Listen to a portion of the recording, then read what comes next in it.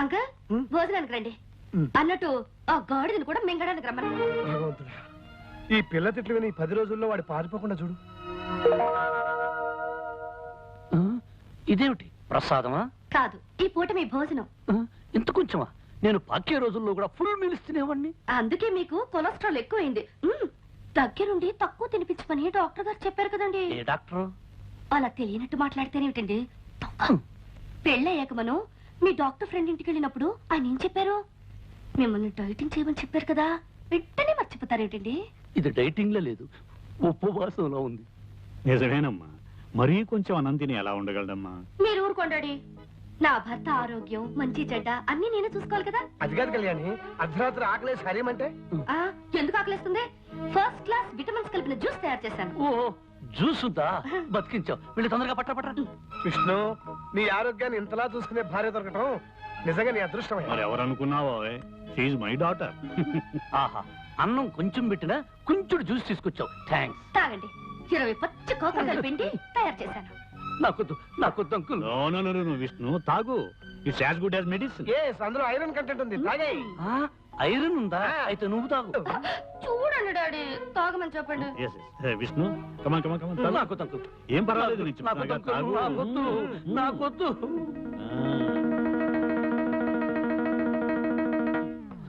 నీ ఫేస్ చూస్తుంటే ఇంకో గ్లాస్ లాగించేటట్టున్నావు. ఏమైంది? పచ్చిమిరపకాయ నవిలే మంట. నీకు మంట, నాకు చేదు. పర్వాలేదులే, పడుకోబోయేటప్పుడు బాగా పంచదార వేసుకుని గ్లాసులు పాలు తాగు, సరిపోతుంది. అలాగే అంకుల్. కళ్యాణి, పాలు తీసుకుని రూమ్ కురా.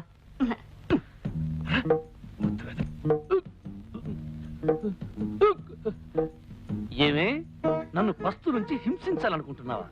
నా కాకరకాయ రసం ఇచ్చి కడుపులో తిప్పేటట్టు చేస్తావా? నాకు లైఫ్ అండ్ డెత్ సమస్య ఉండేలా వచ్చాను గానీ, లేకపోతే నిన్ను ఆ చెట్టు కింద లాయర్ గాని నా కాళ్ళ మీద పడేటట్టు చేసి కాకరకాయ కరకరకరకర నమిలేటట్టు చేసేవాడిని. ఇదిగో, నన్ను ఏవే పోవే రావే ఓసే అని పిలవద్దు చెప్పానా లేదా? నువ్వు కుంకుడుగాయ రసాలు మిరియాల కషాయాలు ఇస్తుంటే నిన్ను మర్యాదగా పిలవ. కళ్యాణి, ఇదిగో అత్తగారు నా కోసం పాలు తెచ్చినట్టుంది, పోయి తే.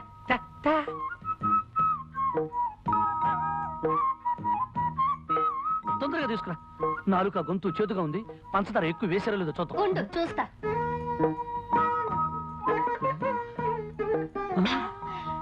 పంచదార సరిగ్గా సరిపోయింది. ఆహా, గేదె కుడితే తగినట్టు ఏం తగేవే. కుళ్ళిపోయిన ఉల్లిపాయ మొహం. నీదే అరిగిపోయిన పచ్చడి పండ మోహం. పోవే, దోమల వాళ్ళని జీడిపాకం ముద్ద. జింగిరి పింగిరి పొంగిరి టక్కరి లట్ట. ఏమిటి అంత పొడవుగా ఉంది? ఇంకా చాలా పొడుగుంది. దీనికి అర్థం చెప్తే నీ ప్యాంట్ ఫ్యాన్ కి బిగించి ఊరేసుకుని చస్తావు. ఇదిగో, నువ్వేం తిట్టినా భరించి కూర్చోడానికి నేను లంగా ఓణి వేసుకుని కూర్చోలేదు. దెబ్బకు దెబ్బ, వేటుకు వేటు. నిరసన దాకనే తర్వాత చెప్తాను. పని వచ్చమ్మతల్లో. అవునంకు, మా అమ్మకి నేను పుట్టక ముందు పుట్టిన వాళ్ళందరూ పుట్టగానే డమా డమా డమడమడమా చచ్చిపోయారు. చివరికి మా అమ్మగారు ఈ పుర్లు దండాల వ్రతం చేయబట్టి నేనొక్కడినైనా బ్రతికాను. అలాగా? అంతేకాదు, మా ఇంటి కోడళ్ళు ఎవరైనా వ్రతం చేయకపోతే ఆ అరిష్టం అంతా పుట్టే పుట్టలకు తగిలి టపా టపా టప టప టప టపా పోతారు. అందుకని ఈ పుర్లు దండాల వ్రతం మీ అమ్మాయి చేత చేయించాలని నా నిర్ణయం. దానికే ఉంది అల్లుడు గారు, అలాగే చేద్దాం. మరి నిర్ణయానికి కళ్యాణి ఒప్పుకుంటుందా అని? ఎందుకు ఒప్పుకోదు? నేను చెప్పి ఒప్పిస్తాగా. చెవిటాడి మీరనేది నేను 100 సార్లు గుడి చుట్టూ పొర్ల దండాలు పెట్టాలా? నా వల్ల కాదు.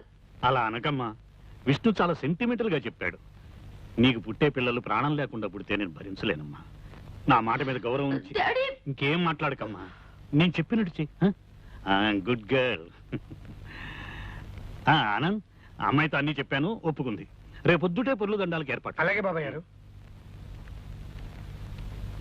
చూసావా అంకల్, ఆ ప్లాట్ఫామ్ గాడు కావాలని కట్టుకథలు చెప్పి డాడీ నమ్మించి నన్ను రిస్క్ లో పడేస్తాడు. నువ్వు వాడి కడుపు నిండా తిండి పెట్టకపోతే ఏం చేస్తాడు? నీ మీద పగబట్టి నేను ఇలాగే అడిపిస్తాడు. అడ్జస్ట్ అయిపోమ్మా. నువ్వు కాసేపు కళ్ళు మూసుకుని రోడ్డు రోలర్ లాగా 4 సార్లు పొర్లు, నీకు పుణ్యము దక్కుతుంది. మనం ఆడే నాటకం కూడా బయటపడతాం.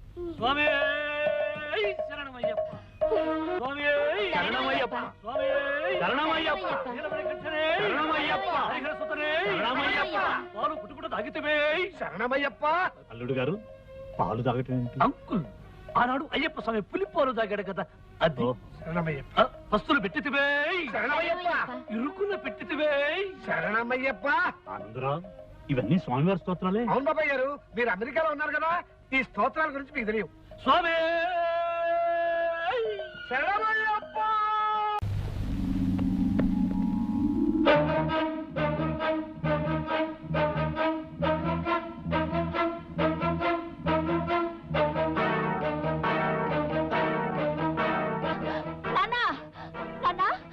కళ్యాణక మెళ్ళో తాళి పుట్టలేదు. ఏమిటి నువ్వు మాట్లాడేది? నిజమా? అవును నాన్న, కళ్యాణక మెళ్ళో తాళి పుట్టలేదు. ఎంత మంచివారు చెప్పావమ్మా.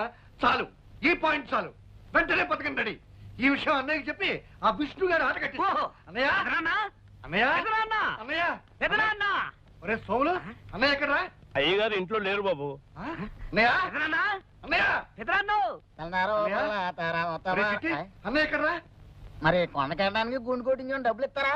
ఆస్తి మంది అవ్వాలే కానీ నిన్ను అన్ని కొండలకి తీసుకెళ్లి గుండు మీద గుండు కొట్టిస్తారు వేదవా. చెప్పక్కడికి వెళ్ళాడు. పొద్దున్నే లేటండి, వాకింగ్కి వెళ్ళారండి. నువ్వు అటువైపు వెళ్ళు, నేను ఇటువైపు వెళ్తాను.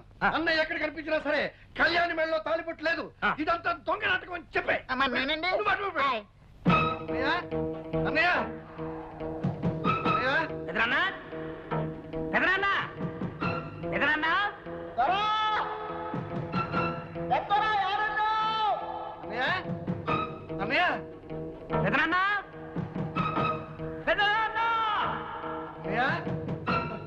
అన్నయ్య దొరా దొరా ఏడున్నావు దొరా? నిజం బయటపడిపోయింది. కళ్యాణికి పెళ్లి కాలేదు. ఆ వచ్చిన వాడు ఎవడో సెటిల్మెంట్ దొంగ వెళ్ళిపోయి ఉంటాడు. వాళ్ళు ఆడుతున్నది నాటకం అన్నయ్య. ఏమిట్రా నీ పిచ్చివాగుడు? ఇది పిచ్చివాగుడు కాదన్నయ్య. కళ్యాణి మెడలో తాలిపట్టు లేదు. కావాలంటే నువ్వే స్వయంగా వెళ్ళి చూడు. దొరా దొరా ఏడున్నావు దొరా? విష్ణుబాబు, నువ్వు దొంగ బాబు అన్న విషయం తెలిసిపోయింది.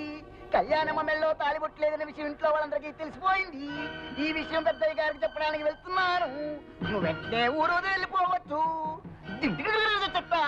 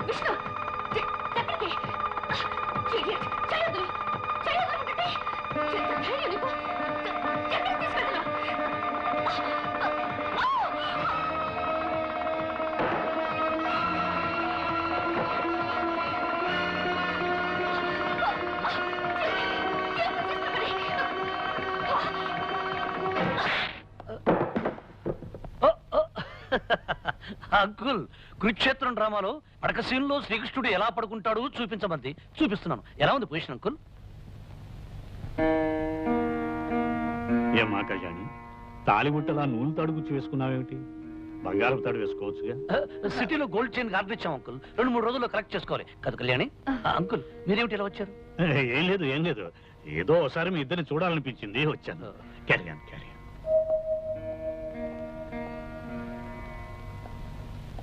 నిజమేమిటో ఇప్పుడు అర్థమైందా అన్నయ్య? అర్థమైందిరా. లేనిపోని కల్పించి కాపరాలు కూరదోసే బుద్ధి మీకు ఇంకా పోలేదని అర్థమైంది. నువ్వు సరిగ్గా చూసా. మీ తండ్రి కొడుకులు ఇద్దరు ఏదైనా పిచ్చాసుపత్రిలో విన్నారుగా, వెళ్ళి చారండి.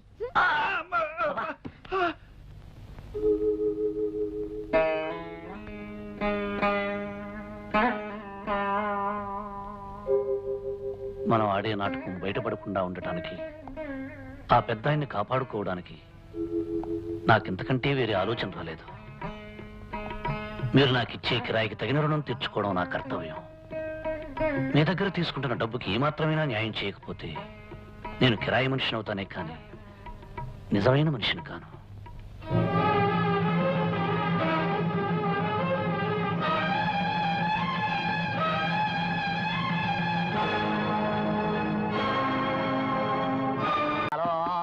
గడ్డలు ఆ చిల్లేడో చెట్టు కింద పిల్లి మొగ్గలు ఆ సింగిడి పింగిడి తుంగిడి.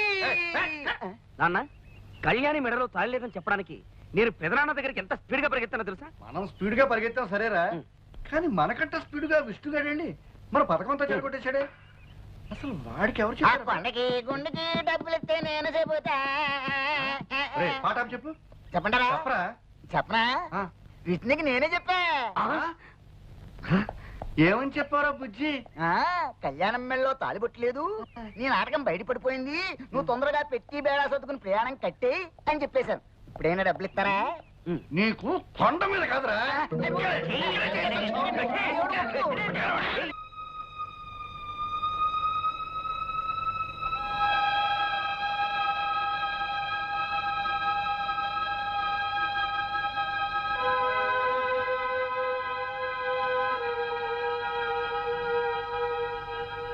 కళ్యాణి, ఏంటమ్మా ఇక్కడ కూర్చున్నా?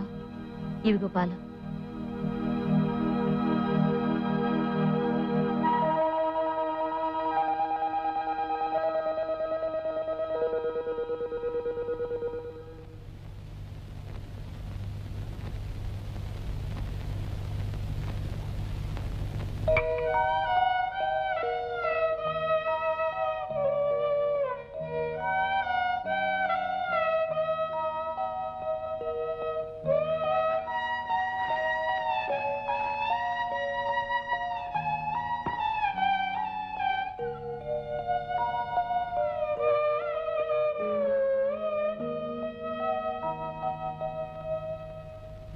అన్నయ్య కళ్ళకు కనిపించొద్దన్నప్పటి నుంచి ఇలా స్తంభాల చాటున పూల కుండీల చాటున పెరట్లో కూర్చుని అన్నం తినాల్సి వస్తుందిరా. అందరూ కూరేసుకొని అన్నం తింటారు, చారేసుకొని అన్నం తింటారు, మరి ఇలా ముసుగేసుకొని అన్నం తినే పరిస్థితి తెచ్చావు కదా నాన్న. పని చేయరా, చెప్పు. ముసుగు తీసేసి గడ్డి తిను. అబ్బా ఏమండి, అమ్మాయిని చూసేలేని మగపిల్లి వారు ఈ రోజు వస్తున్నారట. ఆ? వాళ్ళొచ్చి పెద్ద ఆయన్ని కలిసి మీరు చెప్పిన గొప్పలన్నీ అబద్ధాలని చెప్తే ఏమవుతుందో తెలుసా? ఏమవుతుంది? ఏమవుతుందా? ముసుగేసుకొని అన్నం తింటాను కూడా నోరుండదు, నోట్లో చెయ్యి ఉండదు, తలకాయ ఉండదు. నోరు మియ్యరా, పరిస్థితి అంతవరకు రాకుండా మంచి పథకం వేస్తాను. పెళ్లివారు వస్తున్న కారుకి మధ్యలోనే బ్రేక్ వేసి వాళ్ళని సైంధవుళ్ళ ఆపేస్తాను. డాడీ అప్పనాన్న పితాజీ బాపు. రేయ్, ఏదో ఒక వెరైటీలో పీచాడవరా. బాపు, పిలు. పెళ్లివారి కారు ఎట్నుంచి వస్తుందని నీ ఉద్దేశం? ఎట్నుంచా?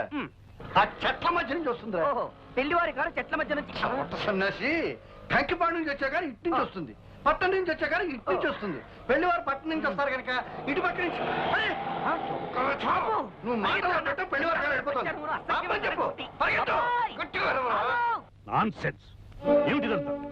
ఈ ఎస్టేటు ఆస్తిపాస్తులు అన్ని తనవేనని వాడు మీతో చెప్పడం, అది మీరు నమ్మి వాడి కూతురుతో పెళ్లికి ముహూర్తం నిశ్చయించుకోవడానికి రావటం చాలా విచిత్రంగా ఉంది.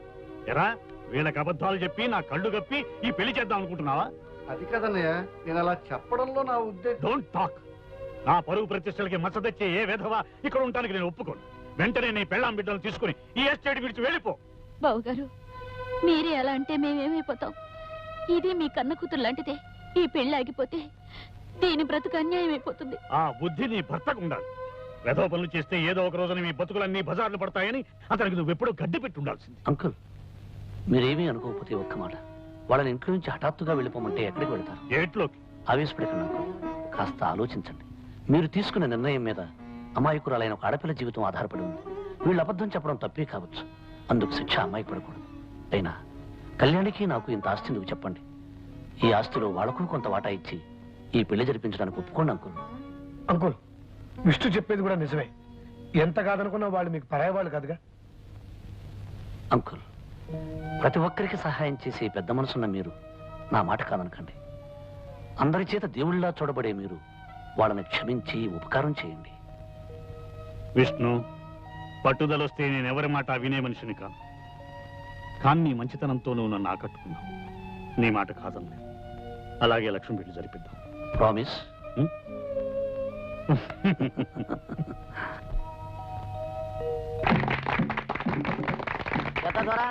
తమరి పుట్టినరోజు మాకు పండగ రోజు. మీరు కలకాలం చల్లగుండాలా. మీ అభిమానానికి కృతజ్ఞుణ్ణి. పెద్ద దొర, ఈ ఏళ అమ్మాయి గోరుతో అల్లుడు గోరుతో ఈడకొచ్చినందుకు మాకు చాలా సంతోషంగా ఉన్నది. మీ తర్వాత మాకు పెద్ద దొరగా ఉండాలని ఈ తాయెత్తు ఈ మెడలో కడుతున్నాను. మీ ఇద్దరు సిలకా గోరింకల్లా